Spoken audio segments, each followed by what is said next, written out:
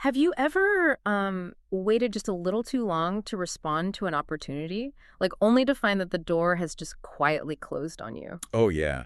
That's a universal feeling, I think. Right, because you didn't necessarily say no, right? You didn't say yes fast enough. Exactly. It's the hesitation.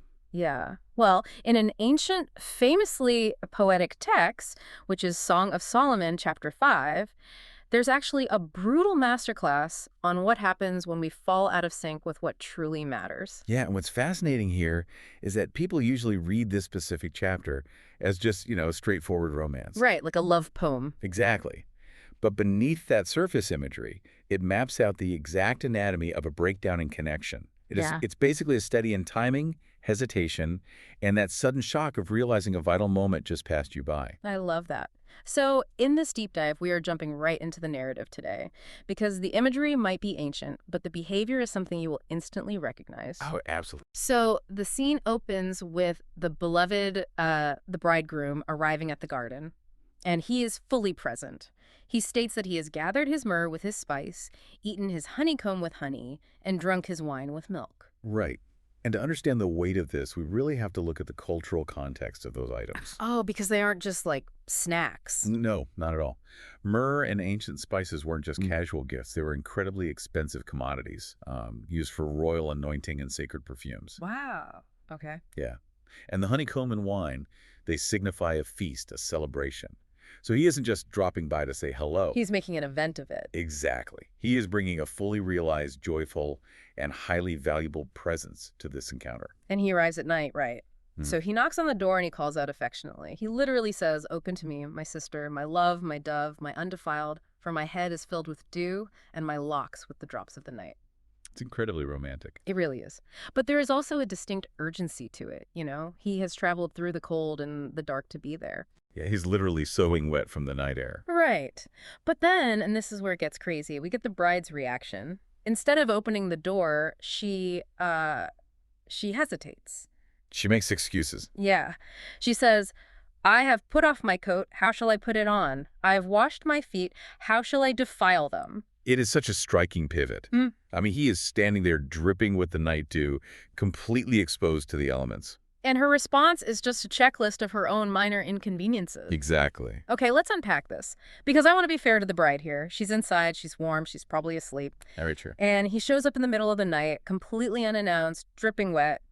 Isn't she kind of justified in hesitating? I mean, who wants to deal with a surprise guest at 2 in the morning, no matter how much you love them? Well, it's a completely understandable human reaction, but that's exactly the trap the text is highlighting. Really? Yeah. If you look at it through the lens of ancient hospitality, and more importantly, the level of intention he's showing, her reaction falls way short. Because she isn't even mad that he woke her up, right? Right. She doesn't feel unsafe. Her entire objection is rooted in absolute trivial comfort. Especially the part about washing her feet. Like in the ancient Near East, you are walking everywhere in sandals on these dusty, unpaved roads. Oh, yeah. Your feet would be filthy. So washing your feet was the definitive end of the day. You do not do it and then go back outside into the dirt. Exactly. It's the ancient equivalent of like taking off your makeup, putting in your retainer, and turning on your white noise machine. You are done. That is a perfect analogy. You are closed for business. And that brings us to the first massive psychological truth here. Which is? Opportunity doesn't always schedule itself around your comfort. Oh, wow. Yeah. The beloved came ready and intentional, but her overthinking, her hesitation caused a critical delay. She was prioritizing her immediate minor comforts over a profound high-value connection. And the text actually gives us the physical, visceral reality of her realizing she's messing up. It says her bowels were moved for him. Which is such a funny phrase now. I know, right? To a modern ear, that sounds like a medical emergency. You hear that and think she needs a doctor. It really does. But, in the ancient Near Eastern mindset, the gut was considered the seat of deep emotion. Like how we view the heart today. Exactly. It is that sudden stomach-dropping sensation you get when you realize you are making a massive mistake. Oh, like when you miss a flight or send a text to the wrong person. Yes, that visceral reaction. And that feeling is what finally gets her out of bed. Okay, so she feels that gut punch and she gets up. She goes to the door, and the text actually notes that her hands are dripping with sweet-smelling myrrh on the handles of the lock. He clearly left a sign that he was there. Right. But when she finally opens the door, the text simply says, "My beloved had withdrawn himself and was gone." And notice what isn't there in that moment. What do you mean? Well, he didn't kick the door down in a rage. There was no screaming match. There was no dramatic betrayal. He simply withdrew. Wow. And that is the absolute tragedy of mistiming.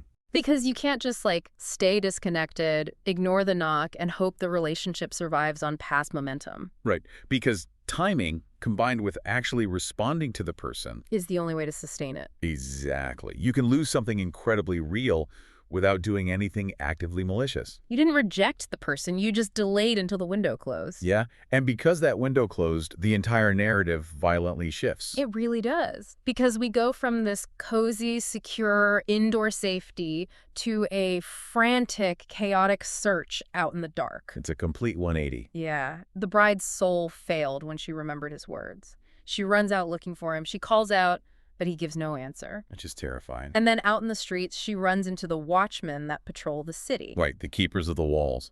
And their mandate is to maintain order in the dark, not to help you navigate your relationship regrets. And they are brutal. I mean, the text says they smote her, they wounded her, and they took away her veil. If we connect this to the bigger picture, this illustrates a crucial reality about human connection. Misalignment often hurts far more than outright rejection. Oh, that's heavy. It is. This wasn't a rejection from her beloved. It was simply two people being out of sync. But stepping outside of that aligned relationship thrusts her into a situation of deep, unshielded vulnerability. I mean, think about what those watchmen represent to you today. You don't always realize how safe a connection or an environment was until you are suddenly navigating the harshness of the watchmen out in the world. Right. Like when you lose the safety of a stable, aligned relationship, suddenly you are back out in the chaotic modern dating scene. Which can feel incredibly brutal and unforgiving. Exactly. Or like if you lose alignment with a stable career path because you hesitated on an opportunity. Yeah, and suddenly you are at the mercy of harsh HR algorithms and cold networking. The world is just unforgiving when you step outside of a safe connection. That is a perfect modern parallel. Losing something healthy exposes you to far worse alternatives. Yeah. And the watchman taking her veil is highly symbolic too, because in that culture, the veil represented dignity, identity, and protection. So they didn't just physically hurt her, they literally stripped away her dignity. Exactly. When you lose that core connection, you often feel exposed and misunderstood by the outside world. The search for what you lost is infinitely harder than maintaining it would have been. Man, that's a tough lesson.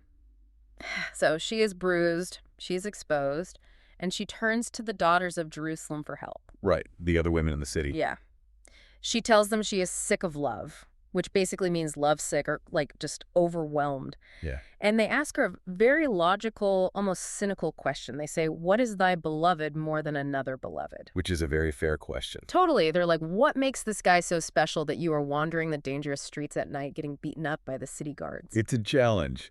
They're forcing her to articulate exactly what she has lost. And she just unleashes this massive, vivid, hyper-specific description. It goes on for a while. Yeah.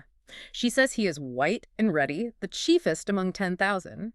His head is like fine gold. His locks are bushy and black as a raven. Right. His eyes are like doves washed with milk. His cheeks are like a bed of spices. His hands are like gold rings set with beryl. It's so detailed. I know, and it keeps going. His belly is like bright ivory overlaid with sapphires. His legs are like marble pillars set upon sockets of fine gold. Wow. And then she finishes by saying, his mouth is most sweet. Yeah, he is altogether lovely. This is my beloved, and this is my friend. I mean, it is arguably one of the most vivid descriptions of human admiration in all of ancient literature. But I have a serious question about this. Okay, what is it? Ivory belly, marble pillar legs, sockets of gold. That doesn't sound like a human man. That sounds like a statue in a museum. That's a fair point. Like, why is she describing a person like a piece of architecture? Well, that is a brilliant catch, and it reveals the mechanism of ancient poetry. Oh, really? Yeah. In this cultural context, you don't just describe literal physical proportions the way a modern police sketch would. Okay, that makes sense. You describe a person's stature, their strength, and their inherent value. Right. Gold, Sapphires, marble, ivory, these are temple materials. Oh, like sacred materials. Exactly. These are the materials of palaces. Yeah. By describing him this way, she is saying that he is a sanctuary. He is precious, unshakable, and immensely valuable. So she's basically saying his worth is structural to her life. Yes, exactly. But okay, here's my biggest issue with all of this. If he is a walking sanctuary of gold and marble, why didn't she say that when he was at the door? Mhm. I Yeah. mean, when he was actually standing there, she was worried about getting a little dust on her clean toes. But now that he has vanished, suddenly he is an irreplaceable masterpiece. And there it is. That is the deeply human tragedy at the center of this text. Distance clarified what proximity blurs. Wow, we just take access completely for granted, don't we? We do. We assume that the people we love, or the opportunities we have, will always remain perfectly accessible to us. Like they'll just wait around forever. Right. It is often only after the moment has passed, after the connection is broken, that the true value comes into sharp focus. And then we can describe it perfectly. Exactly. Clarity sharpens after loss. It's infuriating to realize how true that is. We literally need the absence of a thing to finally respect its presence. But importantly, look at what she does next. She doesn't just retreat to her room and wallow in her clean pajamas. Right, she actually gets up. Yeah, she delayed, and it cost her dearly. But once she realizes her mistake, she moves. She goes out in the dark. She faces the physical harshness of the watchman, and she publicly articulates his immense value to the daughters of Jerusalem. She is putting in the literal legwork. Because feeling bad isn't enough. Regret doesn't fix anything. Response does. That's a great way to put it. If a connection is worth restoring, you have to pursue it with intention. You have to take responsibility for your part in the breakdown, and you have to take action. So what does this all mean for us today? Because it's one thing to realize you've shut out a partner or a friend because you were too comfortable. Right. But our analysis takes this a step further. If we view the beloved knocking at the door not as a human romance, but as divine timing, or even God, the stakes of this narrative get much, much higher. And traditionally, that is exactly how this text is understood analytically and spiritually. Really? Yeah. It is a profound metaphor for the state of our trust and relationship with God. I mean, how often does God or an opportunity for profound spiritual growth knock on the door of our lives, and we basically give the exact same excuse as the bride? Oh, all the time. We say, I'm already comfortable, my life is set up the way I like it, I'll pray tomorrow, I'll deal with my faith when it doesn't interrupt my schedule. We prioritize our routine over divine connection.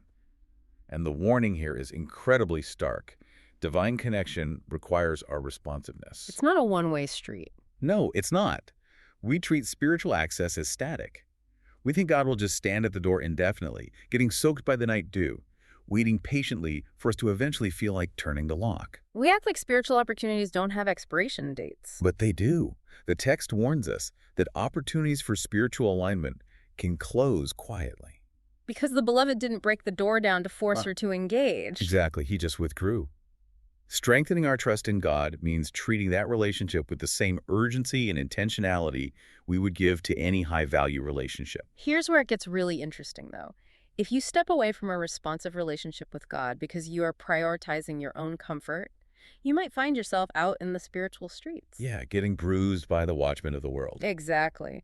And it's only then, when you feel totally unsupported and overwhelmed by modern life, that you realize how safe and grounded that original spiritual connection was. Because faith isn't just an internal feeling of being sick of love or having a momentary emotional pull. Right. It's not just a vibe. It requires active movement. When you feel out of sync spiritually, you can't just sit in the comfort of your routine and expect the connection to magically restore itself. You have to actually seek it out. You have to put in the effort to repair. You have to articulate the value of what you've lost. Yeah. Just as she listed the beloved's immense worth. Yeah. You have to act on your faith, not just feel it. Treating God like a convenience rather than a sanctuary is the fastest way to lose your sense of spiritual alignment. Wow. Okay, let's quickly recap the core takeaways from this deep dive for you, the listener, so you can actually use this in your day-to-day life. Number 1, opportunities close quietly. Not every open door stays open. Exactly.